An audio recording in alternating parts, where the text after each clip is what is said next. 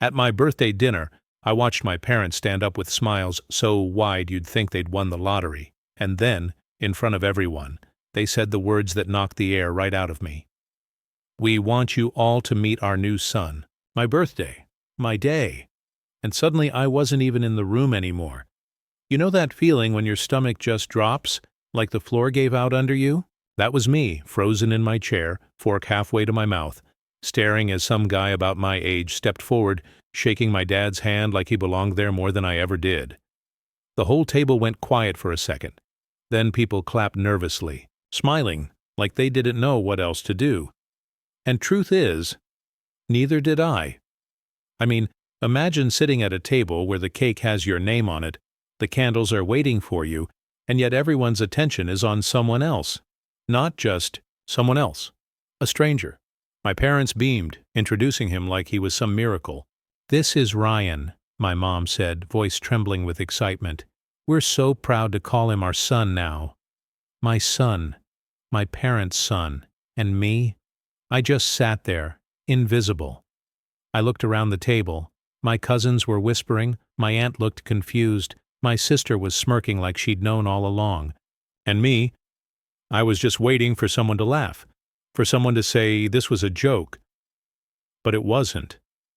The guy, Ryan, smiled politely, nodding, thanking everyone like he was a guest of honor. And the way my parents looked at him, the way their eyes shone, it was like I didn't exist anymore. Not gonna lie, I wanted to get up and walk out right then, but I couldn't move. My feet felt glued to the floor, my hands trembling under the table. I forced a smile, pretending it didn't matter, but inside I was breaking. Guess what? This wasn't just about that one night. This was about every year, every moment leading up to it. Growing up, my parents never made me feel like enough. I was the kid who didn't shine bright enough, who didn't win enough medals, who didn't bring home the kind of stories they bragged about to neighbors. My sister was the star. Perfect grades, perfect friends, perfect everything. Me? I was. Just there. And I swallowed it for years. I told myself it didn't matter, that family was family, that one day I'd have my moment. And if there was ever a day that was supposed to be mine, it was my birthday. But sitting there, hearing them call someone else their son, I realized that moment was never going to come. The food on my plate went cold. People started asking Ryan questions, where he was from, what he did, how long he'd known my parents, and my parents answered like proud teachers showing off their best student. My dad clapped him on the back. My mom kept touching his arm like she couldn't believe he was real. And me? I was still sitting there, a ghost at my own party. I tried to speak once, tried to say, "Hey, it's my birthday." But my mom cut me off, laughing, saying, "We'll get to that in a minute, honey. This is important." Important, like I wasn't. My wife squeezed my hand under the table, whispering, "Are you okay?" But what could I say? I wasn't okay, not even close. My chest felt tight, my throat dry, my heart pounding so loud I could barely hear the chatter around me. I looked at the cake, at my name written in frosting, sitting untouched in the corner like an afterthought, and that's when it hit me. This wasn't just neglect. This was replacement. They had replaced me. My parents didn't just forget me, they erased me. The whole night blurred after that. Ryan telling stories about how my dad helped him, how my mom cooked for him, how they'd been so welcoming. Stories I never got, moments I never had.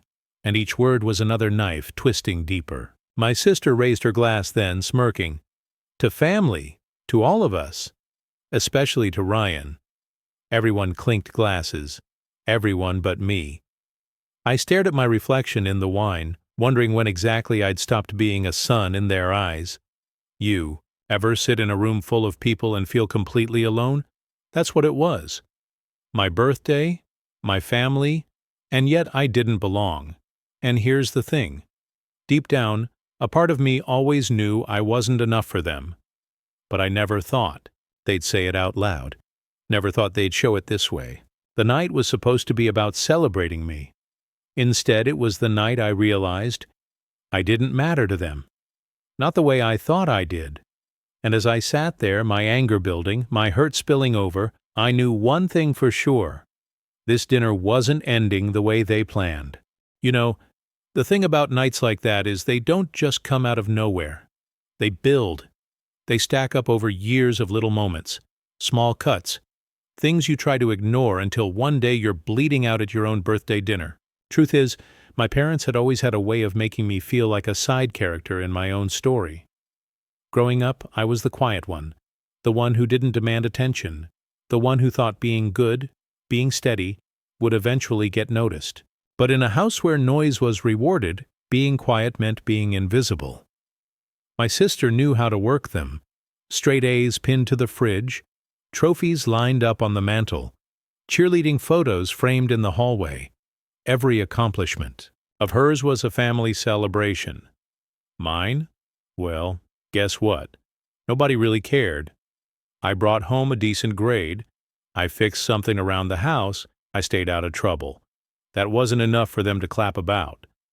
And I told myself it was fine that not everyone can be the favorite, that maybe I'd find my place later. But later never came. Not gonna lie. I used to sit in my room and wonder what I was missing. Was I not smart enough? Not funny enough? Not charming enough? I watched my dad beam at my sister, watched my mom glow when she walked into a room, and I thought, maybe one day they'll look at me that way. Spoiler, they never did. When I got married, I thought things might shift. I thought maybe building my own family would earn me some respect. My wife adored me.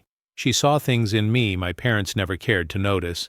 And when our child was born, I thought surely this would be the moment my parents showed up, the moment they'd embrace us fully. But the favoritism never stopped. If anything, it doubled down. My sister's kids were celebrated like royalty. My boy?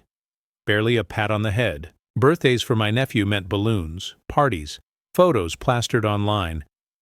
My son's birthday? A card in the mail maybe, if they remembered. I let it slide. I let it slide too many times. Because deep down I kept hoping for one night, just one, where it would be different, where the spotlight would shift, where they'd finally see me. That's why I put so much hope in this birthday dinner. I planned it carefully. We cooked dishes together, me and my wife. My son made a card for me, his little handwriting scrawled across it, saying, "Happy birthday, Dad, I love you." I thought maybe this time my parents would notice. Maybe they'd see us as a family worth celebrating. Guess what? They had other plans. When they stood up that night beaming, glowing, introducing Ryan, this so-called new son, I felt the weight of every single slight from the past crashing down. It wasn't just about that moment. It was about years of being ignored, years of being pushed aside, years of watching my parents pour all their pride into someone else while pretending I was fine in the shadows. And the worst part? They didn't even realize what they were doing. Or maybe they did, and they just didn't care. My mom had met Ryan a few months earlier through some community thing. At least that's what I heard. My dad started inviting him over to help with projects, bragging about him at church, saying how capable and respectful he was. I laughed it off at first.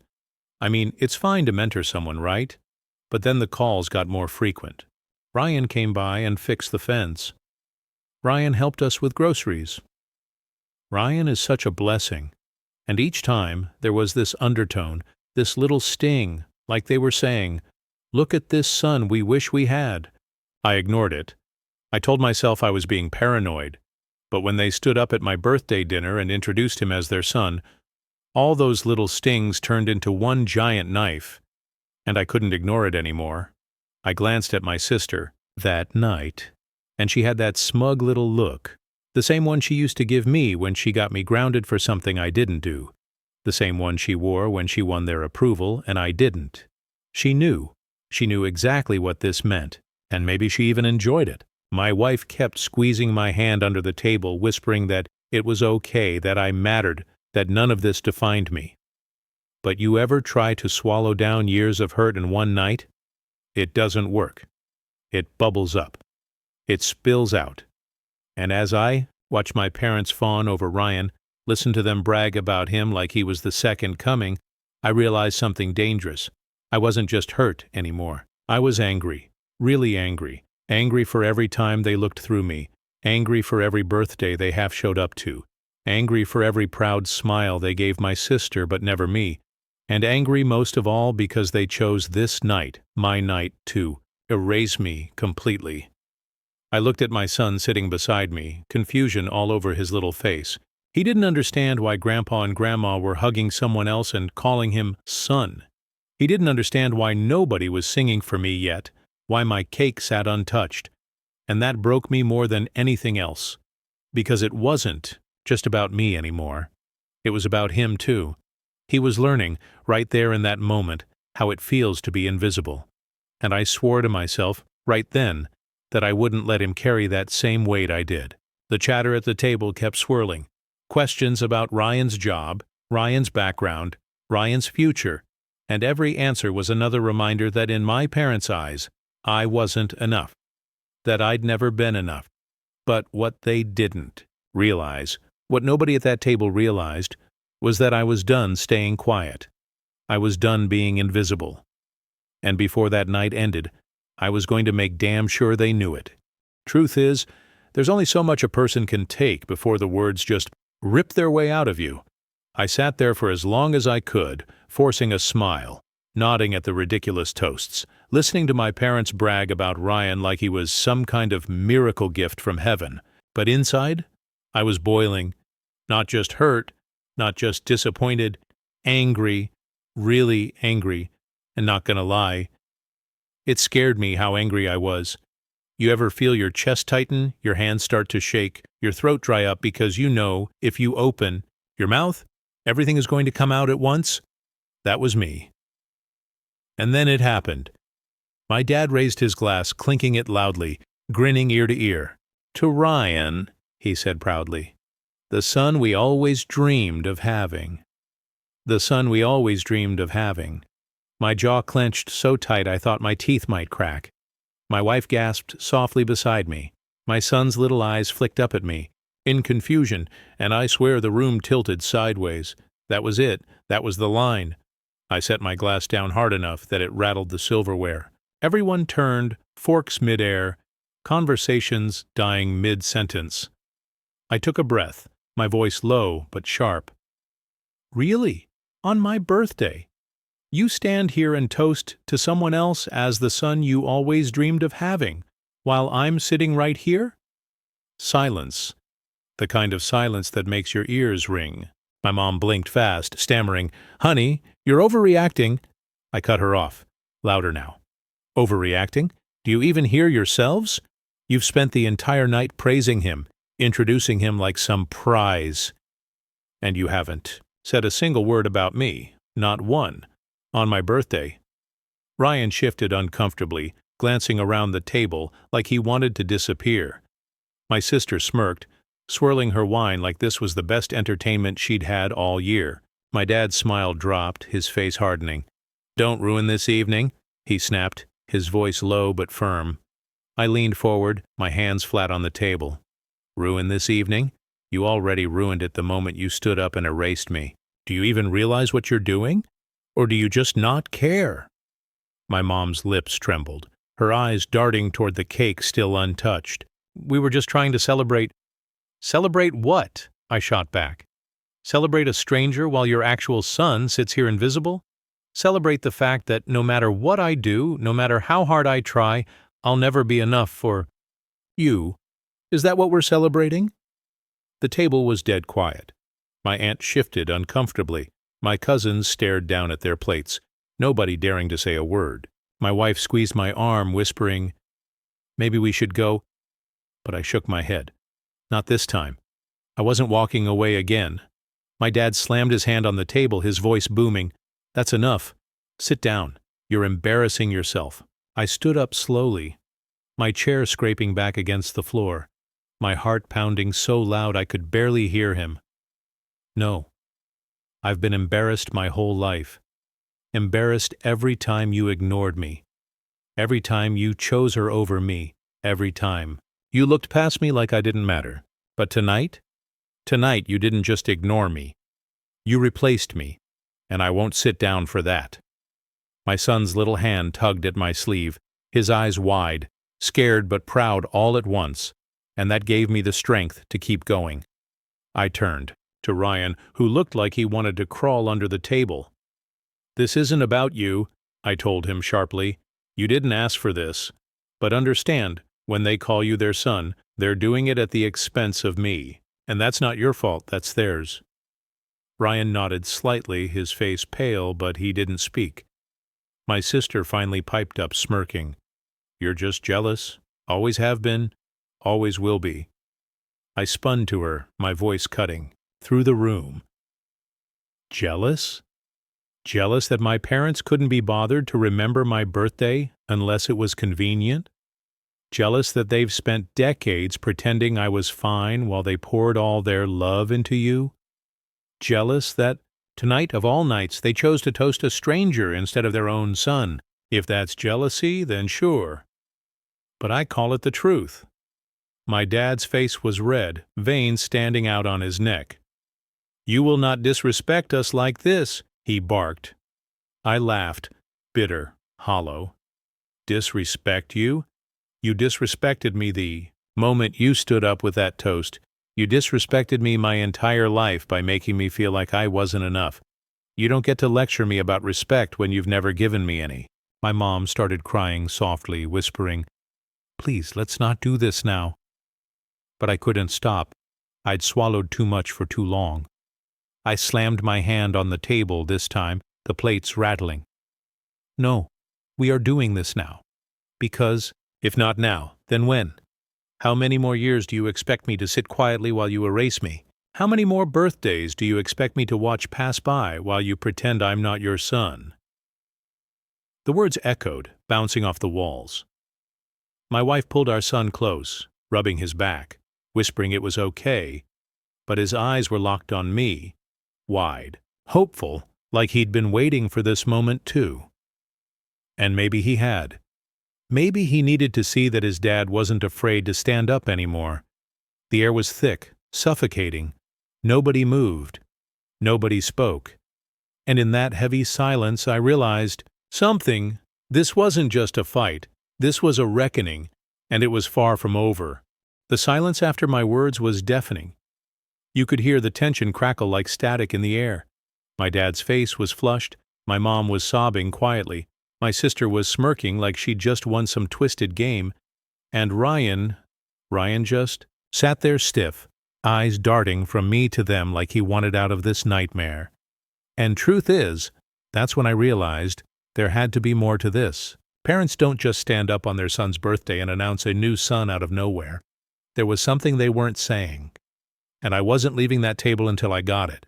I straightened up, my voice lower now, sharper. "So tell me, why? Why bring him here tonight? Why now, of all nights? Why my birthday?" My dad opened his mouth, shut it again, jaw tight. My mom shook her head like she wanted to stop me, but I pressed on. "You owe me an answer. I'm your son. If you think he's family now, then tell me the truth. Don't hide behind smiles. And Tos, tell me." Ryan cleared his throat then, his voice shaky. I didn't know it was going to be like this. They just invited me, said it was important." My stomach twisted. Important. My eyes shot back to my parents. "Important how?" I demanded. My mom's tears spilled over, her voice trembling. "We didn't want you to find out like this." My heart slammed against my ribs. "Find out. What?" My dad finally spoke, his voice low, almost ashamed. "Ryan is your brother." The words hung in the air like a bomb. My breath caught, my head spinning. "What did you just say?" He looked down, unable to meet my eyes. "He's your half-brother. From before your mother and I were married." My mom let out a sob. My sister dropped her smirk for the first time, and Ryan just sat there staring at the table. I felt the room tilt again, my hands gripping the chair so hard my knuckles went white. "So, let me get this straight," I said slowly, my voice trembling with rage. "On my birthday, you decide to announce to the entire family that I've Had a brother my whole life. And you just never thought to tell me? You thought the best way was to parade him out, toast him like some trophy, and erase me in the process? My dad muttered, "It wasn't like that." I slammed my hand on the table. Then what was it like? Because from where I'm sitting, it looks exactly like that. My wife gasped softly. My son clung to her arm, and my whole body was shaking now. Years of being ignored, sidelined, made small. Suddenly it all made sense. Maybe I was never enough because they were comparing me to someone I didn't even know existed. My sister finally spoke, her voice sharp. Maybe they just wanted a real son who could make them proud. My eyes snapped to her, my voice like ice. Real son? I've been here my whole life. I've carried this family's weight, lived in the shadow of your perfection, and now you tell me I'm not real. You want to talk about real? Real is standing here after decades of being treated like nothing and still fighting to be seen. Don't you dare tell me who's real. The table went silent again, except for my mom's sobs. Ryan finally spoke up, his voice soft but clear. I didn't ask for this. I didn't ask to be introduced like that. I just wanted to know where I came from. I didn't want to replace anyone. His words hit me in a way I didn't expect. He looked just as uncomfortable as I felt, caught in the middle of a storm he didn't start. And not gonna lie, for a split second, I felt sorry for him. But then I looked at my parents who chose this night, my birthday, to make their big reveal, and the anger came rushing back. You had years, I said through gritted teeth. Years to tell me, years to be honest, and instead, you waited until tonight, until my birthday, to humiliate me in front of everyone. Do you have any idea what that feels like? To spend your life invisible, and then on the one night that's supposed to be about you, find out you're not even the only son? My dad's face hardened again, his voice rising. We thought it was time. We thought it was something to celebrate. I laughed bitterly, shaking my head. Celebrate? You think dropping a bomb like that, erasing me in the process, is celebration? You didn't do this for me. You didn't do this for Ryan. You did this for yourselves, to make yourselves look good, like heroes who reunited family. But guess what? You didn't unite us. You broke us. My mom reached for me, her hand trembling. Please don't say that. I pulled back, my voice cold. You already did. Ryan looked between us, his eyes heavy with guilt. I'm sorry, he whispered. I shouldn't have come tonight, but I shook my head. This isn't on you. This is on them. And trust me, this isn't over. The room was heavy, the air thick with the weight of secrets finally dragged into the light. The birthday candles still sat unlit, the cake untouched, the night completely shattered. And as I stood there, staring at the family I thought I knew, I realized something that made my blood run cold. This dinner wasn't just about introducing Ryan. It was about rewriting the story of who I was, and I wasn't going to let that happen. The weight of that revelation hung over the table like smoke that wouldn't clear. Ryan was still staring at his hands. My mom's tears were dripping into her untouched wine glass. My dad looked carved out of stone, and my sister was finally quiet. No smirk, no comments, just silence. Truth is, I should have felt relief knowing the truth, but all I felt was heavier. He wasn't just some stranger they'd plucked from the street. He was blood, my blood, and they kept it from me for decades. My voice cracked as I finally said, Do you know what you've done? Do you realize you didn't just keep a secret? You stole years. You stole the chance for me to know my brother on my terms. You stole every birthday, every Christmas, every memory we could have had. And then you chose tonight, my birthday, to throw it in my face like a party trick. My mom sobbed harder, whispering apologies, but they felt empty. My dad muttered, We thought we were protecting you. I laughed, bitter and sharp. Protecting me? By lying to me? By humiliating me? You didn't protect me. You protected yourselves.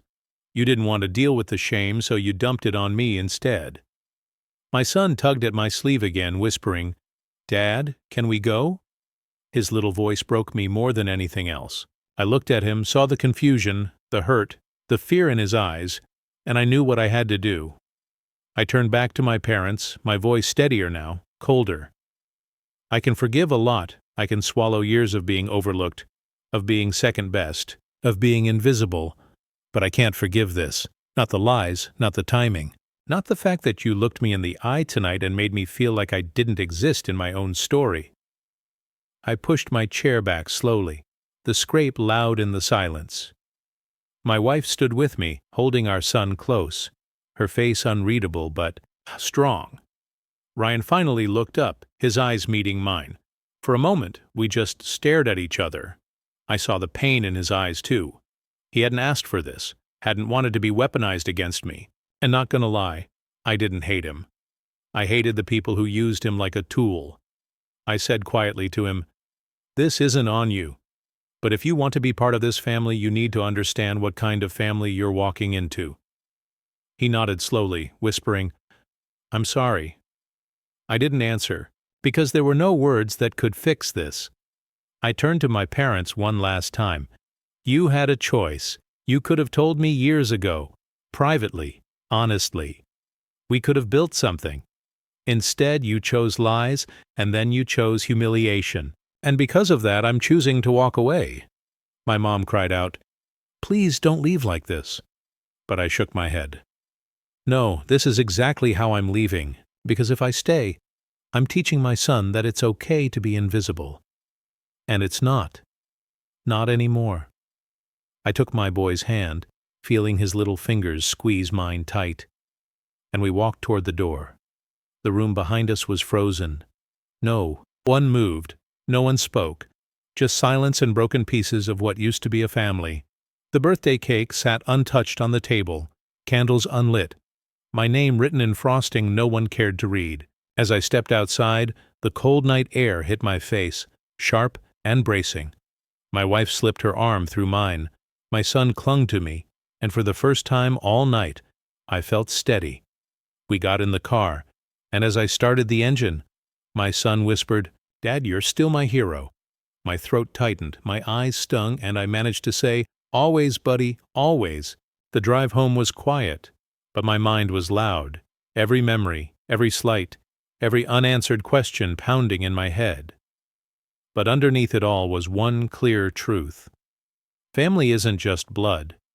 Family is who shows up, who sees you, who makes you feel like you matter. And tonight proved my parents didn't fit that definition. Ryan might be my brother by blood, but blood doesn't erase betrayal. Blood doesn't excuse lies. Blood doesn't heal wounds. It can cut deeper than anything else. When we got home, I tucked my son into bed, kissed his forehead, and whispered, "You will never feel invisible. Not with me. Not ever." He smiled sleepily, holding onto my hand until he drifted off. And in that moment, I knew I'd broken the cycle. I might have lost a family tonight, but I gained something stronger. My son's trust, my wife's pride, and my own voice. You ever carry silence for so long that when you finally let it out, it feels like breathing for the first time? That's what it felt like. Heavy, then gone. And as for my parents, maybe one day they'll realize what they did. Maybe one day they'll regret choosing lies over love, pride over honesty. Or maybe they won't. But that's no longer my burden to carry. Because from now on, I refuse to be erased. And that's the story of the night my parents introduced, a new son at my birthday dinner, and taught me that sometimes family isn't the people who raised you. It's the people you choose